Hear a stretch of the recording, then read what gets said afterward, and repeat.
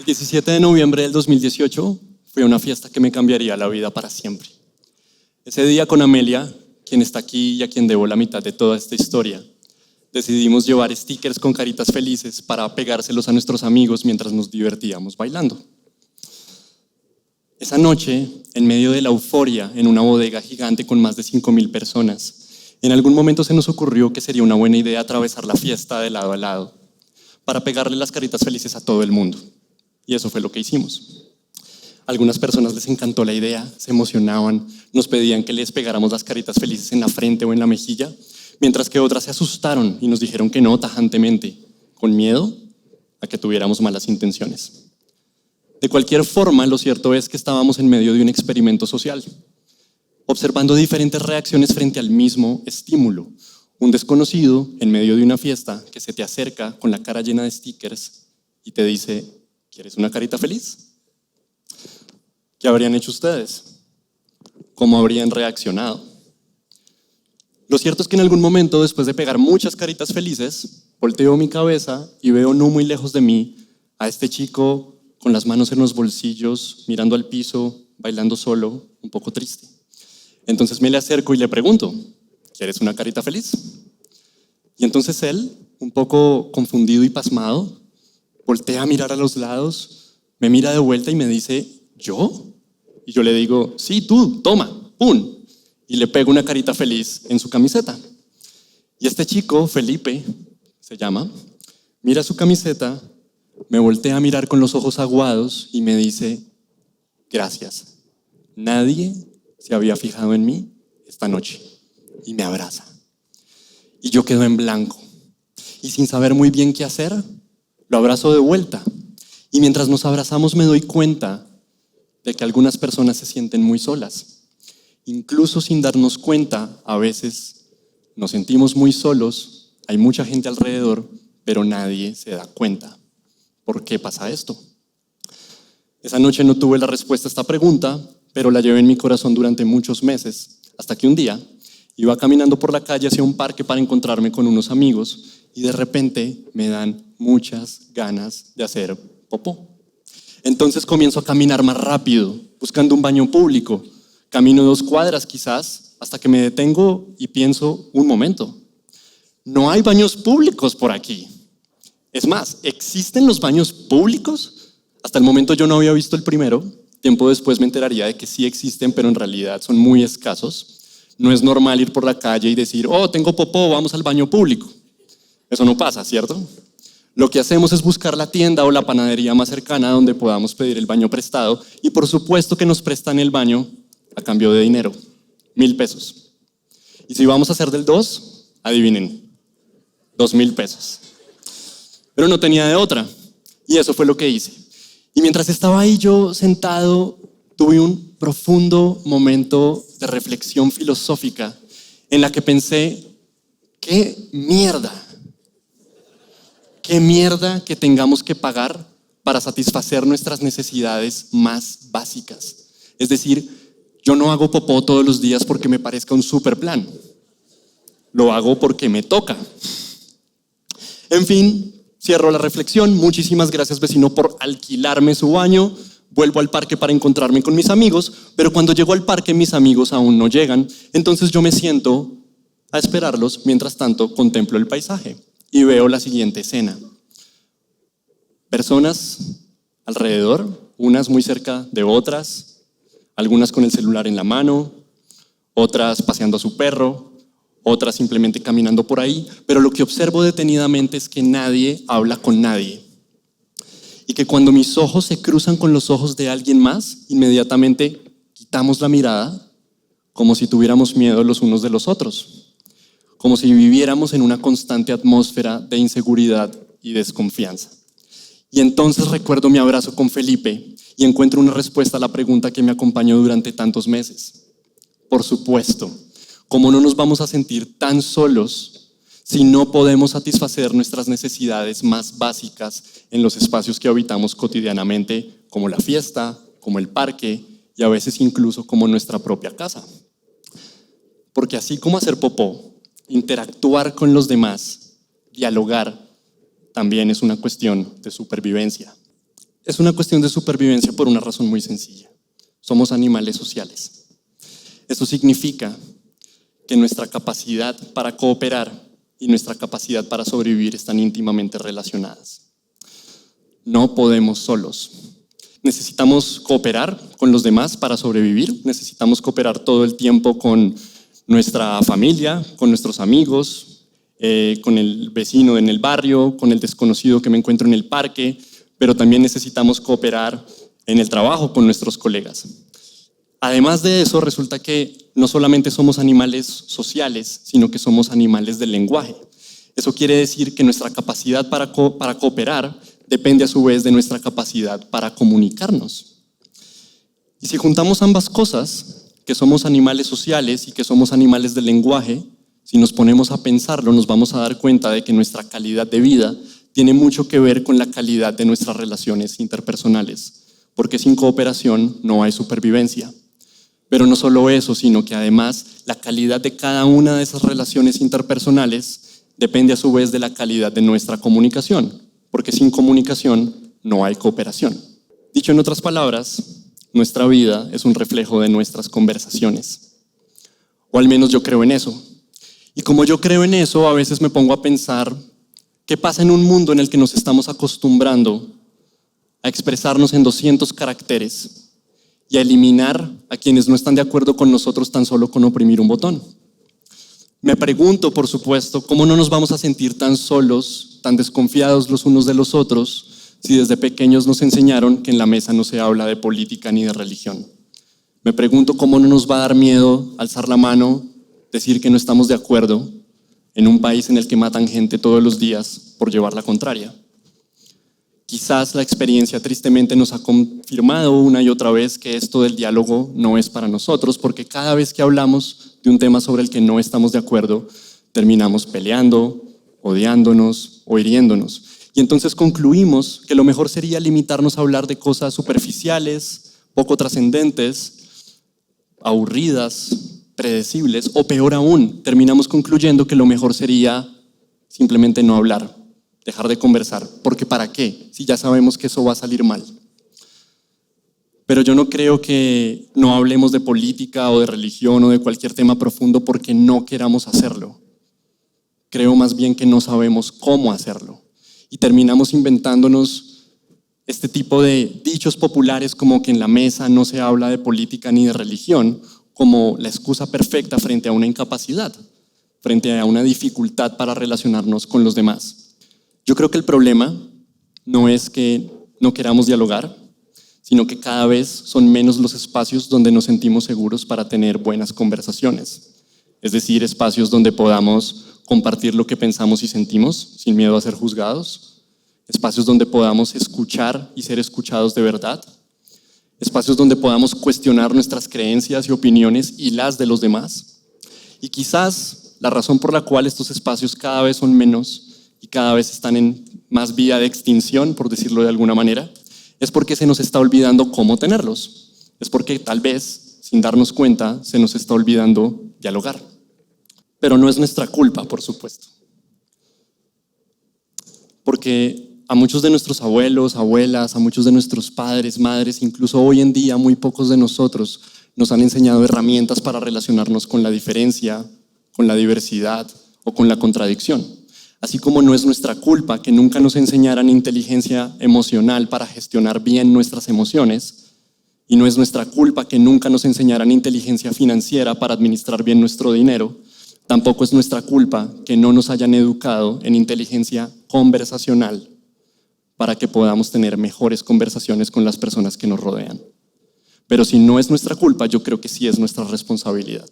Y esta palabra me parece muy importante, porque en últimas la inteligencia conversacional no es otra cosa sino hacernos responsables de nuestras propias conversaciones y ser conscientes del poder constructivo y destructivo que tienen nuestras palabras.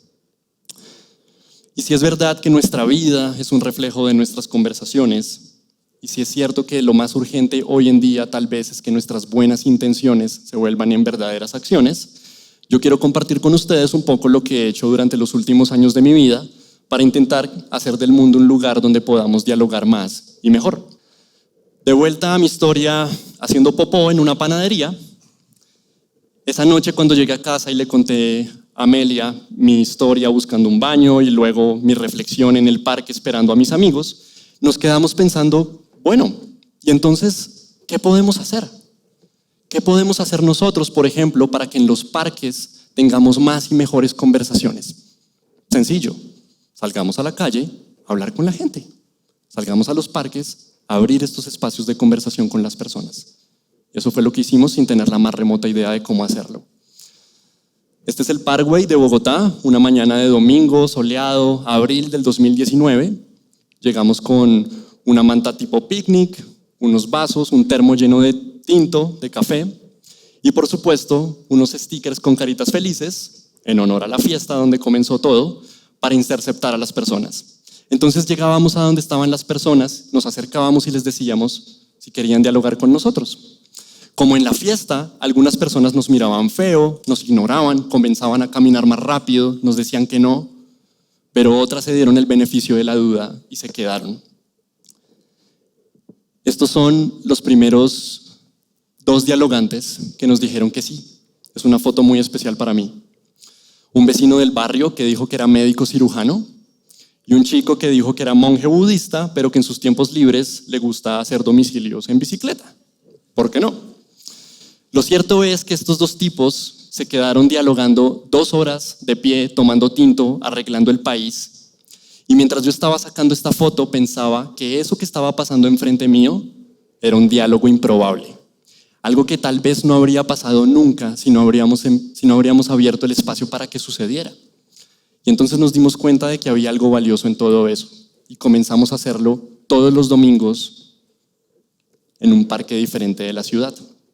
La gente comenzó a llegar, se sentaban a dialogar con desconocidos durante horas, se iban contentos, felices, agradecidos. Algunos incluso intercambiaban su número, pero lo más importante es que todos nos íbamos sintiendo que en el fondo no éramos tan distintos y que teníamos muchas ganas de seguir conociéndonos y de seguir hablando. Haciendo esto todos los domingos, por ejemplo, nos empezamos a dar cuenta de patrones de comportamiento que tenemos las personas cuando conversamos y de los cuales muchas veces no somos conscientes. Como por ejemplo, nos dimos cuenta de que las personas, muchas personas, tenemos esa horrible costumbre de interrumpirnos mientras hablamos, de robarnos la palabra en medio de una conversación, ¿cierto? Pensando en esto, se nos ocurrió un día comenzar a llevar una pelota de espuma a esos espacios de diálogo en la calle y jugábamos a que solamente hablara quien tuviera la pelota en la mano. Y de esa manera nos diéramos la palabra entre todos. Debajo de esta lúdica, de este juego, teníamos una clara intención pedagógica en clave de inteligencia conversacional que yo resumiría en las siguientes palabras. Pide la palabra cuando quieras hablar y escucha a quien la tenga. Yo creo que si aplicáramos este tipo de cosas en nuestra vida cotidiana más seguido, el mundo sería un lugar muy distinto.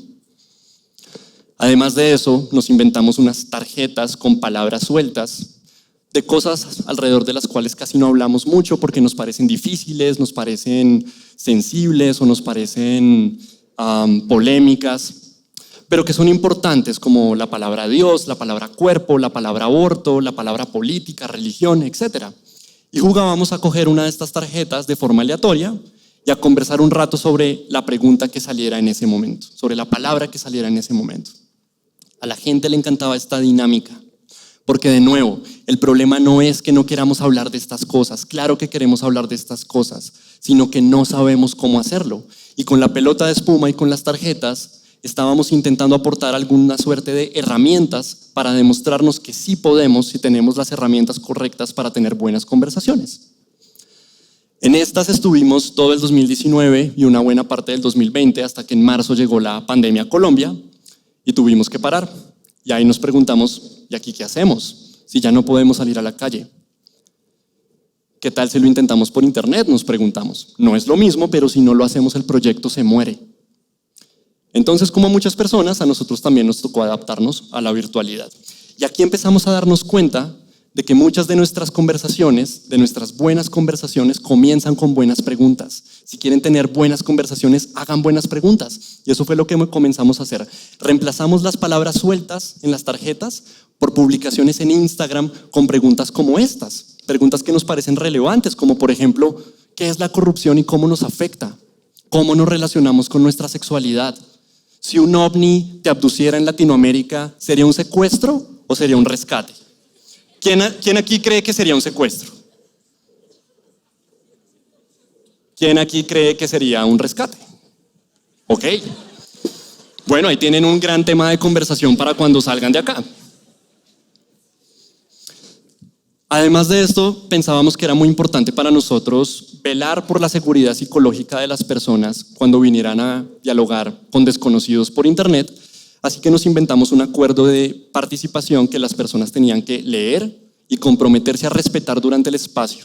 Y tenían que leerlo antes de venir y comprometerse antes de venir. Ese acuerdo se ve así y tiene cosas como, por ejemplo, en este espacio todos somos bienvenidos sin excepción. En este espacio nadie tiene que ser experto en nada para participar. En este espacio escuchamos para entendernos y no para respondernos. En este espacio pedimos y damos la palabra para hablar. De nuevo, claves de inteligencia conversacional que si tuviéramos más presente en nuestras conversaciones cotidianas, tal vez el mundo sería un lugar muy distinto. Y esto fue lo mejor que nos pudo haber pasado, porque comenzaron a llegar personas de todo el país, incluso personas de otros países se conectaban a dialogar con desconocidos y de repente este espacio se convirtió en el lugar perfecto para conocer a otras personas, para tener conversaciones diferentes, conversaciones profundas, o para fortalecer el músculo del diálogo de la única manera en que podemos fortalecerlo, dialogando. Nadie se emborracha leyendo un libro sobre vinos. Estuvimos haciendo cientos de estos espacios virtuales y para finales del 2020 ya habían pasado varias cosas.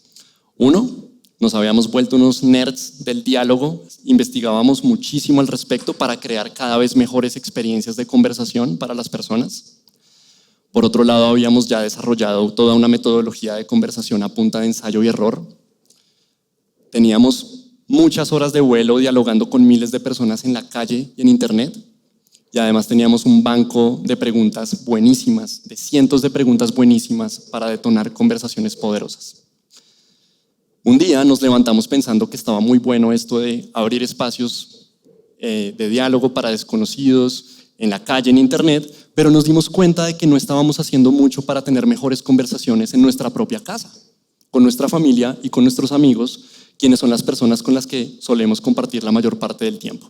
Y aquí la pregunta que nos hicimos fue, bueno, ¿cómo podemos hacer para traer a la vida cotidiana, a la mesa del hogar, esto que estaba pasando en la calle y en internet con desconocidos? La solución que encontramos fue crear un juego de cartas. En diciembre del 2020 lanzamos una baraja con las 50 mejores preguntas que teníamos en nuestro banco de temas para conversar, pero lo más importante es que recogimos todo lo que habíamos aprendido hasta ese momento y creamos unas cartas con recomendaciones, con buenas prácticas, con instrucciones para enseñarle a las personas a crear espacios de diálogo y a fortalecer su inteligencia conversacional a través del juego. Comenzando, por ejemplo, con esta carta de acá, que se llama La Palabra, y que es la única regla que tiene este juego. Solamente habla quien tiene esa carta. Solamente habla quien tiene la palabra. De repente la pelota de espuma se había convertido en toda una herramienta pedagógica para aprender a dialogar, con la que nos estábamos infiltrando al interior de los hogares para demostrarnos que en la mesa sí podemos tener conversaciones profundas y que dialogar puede ser un muy buen plan. Y funcionó. Al día de hoy, más de 600 personas en 9 países juegan a pedir la palabra y disfrutan de tener más y mejores conversaciones. Como se podrán imaginar, este es un objeto que puede ser usado en múltiples contextos y escenarios, como el de la familia, las amistades, los amores, el colegio, la universidad, el trabajo. Y, por ejemplo, lo podemos usar para romper el hielo, para conocernos mejor, para afianzar relaciones interpersonales, pero por supuesto también para poner sobre la mesa temas que nos parecen difíciles, pero que son indispensables para vivir en comunidad, como la paz. Yo creo que en un país tan atravesado por la violencia y por la guerra históricamente como Colombia, necesitamos tener más y mejores conversaciones sobre temas como la paz. Quizás hablar sobre la paz, pero también sobre la memoria, pero también sobre la reconciliación, sobre el perdón, es el primer paso que necesitamos dar para llegar a eso que llamamos paz, que llamamos perdón y que llamamos reconciliación. Y pensando en todo esto, a principios de este año lanzamos esto. Se llama Pido la palabra por la paz, una edición especial de nuestro juego de cartas que creamos en alianza con el Banco de la República, precisamente para hacer de la paz un tema más cotidiano en nuestras casas, con nuestros amigos, con nuestras familias. De esta edición del juego se hicieron 1000 unidades que en este momento están siendo distribuidas de forma gratuita entre una red de mediadores culturales, maestros de escuela, facilitadores de diálogo en 29 ciudades del país. Mirando hacia atrás para contarles toda esta historia, haciendo retrospectiva, llego al presente y me hago muchas veces esta pregunta. ¿Cómo fue que pasamos un día de salir a la calle a hablar con desconocidos en un parque a construir una herramienta de transformación social, de diálogo, de construcción de paz, en alianza con una de las entidades más grandes del país? La respuesta es que no tengo ni idea.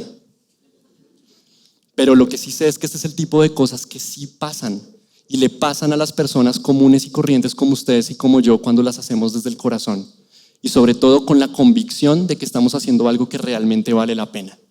Lo que les estoy compartiendo el día de hoy es lo que para mí, durante los últimos 3 años de mi vida, ha valido la pena y también ha valido el miedo, la incertidumbre y la frustración que a veces implica asumir cualquier responsabilidad importante.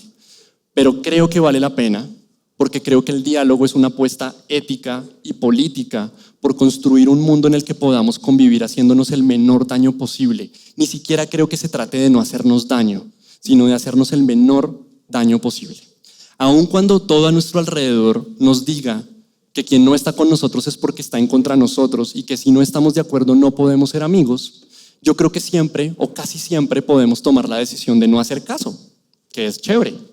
Y por ejemplo, aprender a conversar inteligentemente desde valores como el respeto a la diferencia, la humildad intelectual, la buena fe, el entendimiento mutuo, la escucha activa y sobre todo la amistad. Si nos detenemos a pensarlo, estos son los valores del diálogo. Y si nos detenemos a pensarlo un poco más, tal vez estos son los valores de los que depende hoy más que siempre nuestra supervivencia, tanto individual como colectiva. Porque ese es el punto, que el diálogo es una herramienta para la vida, porque en últimas el diálogo es una herramienta para nuestra supervivencia. Aprender a dialogar es aprender a vivir. Si se nos olvida cómo dialogar, se nos va a olvidar cómo vivir. Y por eso, queridos amigos y amigas, la invitación que tengo para ustedes el día de hoy es muy sencilla. ¿Qué tal si salimos de aquí a conversar más y a aprender a conversar mejor? Yo estoy seguro, yo estoy profundamente convencido de que tener más y mejores conversaciones es cambiar el mundo un poquito, el poquito de mundo que nos corresponde a cada uno de nosotros.